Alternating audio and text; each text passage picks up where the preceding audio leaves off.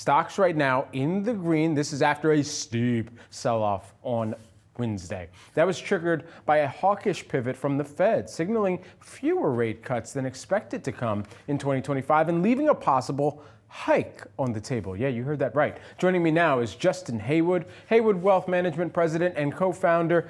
Great to have you here with us today. Help us make some sense of this. What's the best way to manage your positioning following a steep sell-off like the one we saw on Wednesday?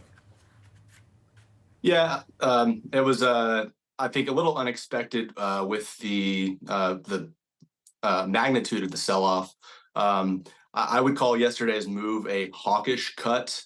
I think the Fed was probably reluctant to make this cut. They may have backed themselves into a corner in a sense with their rhetoric in September, and I think they felt like they needed to make this cut, but they were reluctant to do so. So I would view this as a hawkish cut.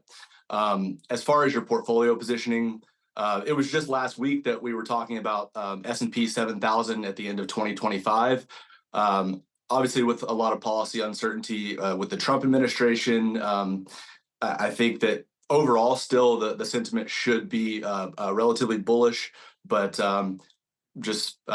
you want to ride this out. And again, just last week we were talking about S&P 7,000 potentially. Let's talk about some of your picks kind of going into and navigating an environment with a hawkish cut that we've seen, and now with the positioning that the Fed has put into the markets, at least as they look out to 2025 here. Which sectors do you believe are best positioned here? As it seems like from one of our discussions earlier today, the new defensive play might actually be technology. Yeah, that's exactly right.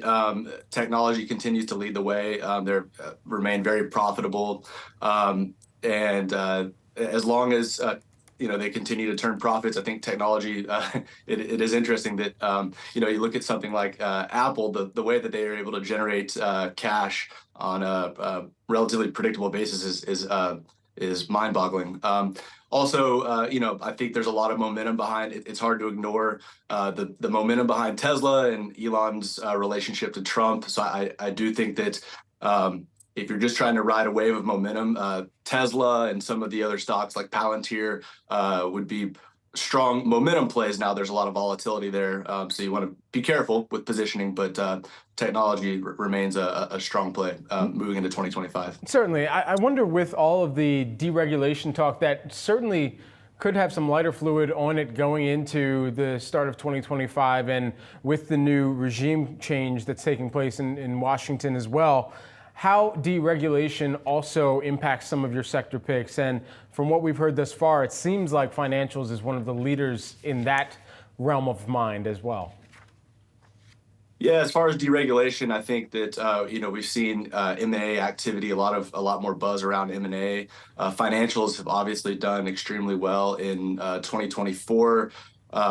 You could look at it that they're overextended, but with potential deregulation, I think there's a lot of continued momentum in the financial sector.